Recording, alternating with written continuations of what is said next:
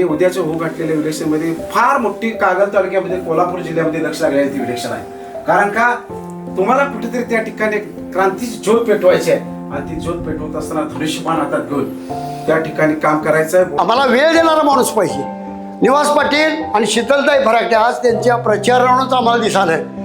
आम्हाला हाक मारल्यावर आमच्या दारातील उभा राहतील, आमचं फोनवरनं ऐकून घेतील, असा उमेदवार आम्हाला पाहिजे. त्यांच्या बाबतीत बोलायचं झालं, मी त्यांची प्रचार सभा एक बिजरीतो ऐकली. मी त्या प्रचार सभेला होतो. शीतलताई त्या बोलत्या. चांगल्या उमेदवाराला कदापि लोक उचलून घेतात. आम्ही डावललं, आम्ही नेत्यांनी आम्ही डावललं तर जनता डावलीच नाही त्यांना. त्यांच्या बाजून समाज कार्याची संपूर्ण जी आता ती तरुण पिढी आहे, शीतलताई तेरा गावातली तरुण पिढी आहे, ती तुमच्या मताचं निर्णायक मत विजयी ठरतील हे तुम्हाला आज सांगतोय मी.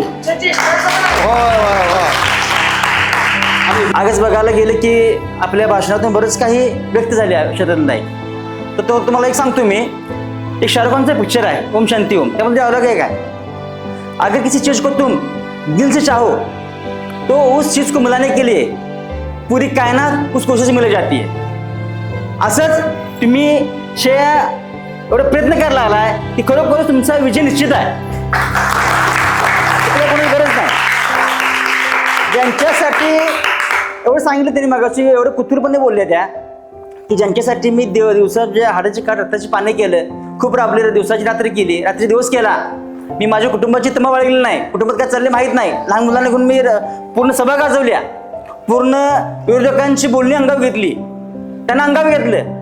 आणि ज्यावेळी माझा मी हक्क मागितला तेव्हा तुम्ही तोंड फिरवलं. खरोखर चुकीचं आहे. ताई, तुम्हाला मी एवढा विश्वास दाखवतो, एवढा विश्वास देतो ही जनता आहे ती कुठल्या एका गटाची नाही.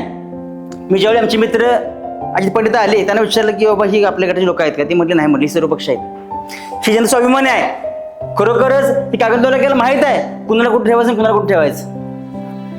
त्यामुळं किती कोणी कसाही प्रचार करू दे की स्वाभिमानी जनता पूर्ण आपल्या सोबत आहे.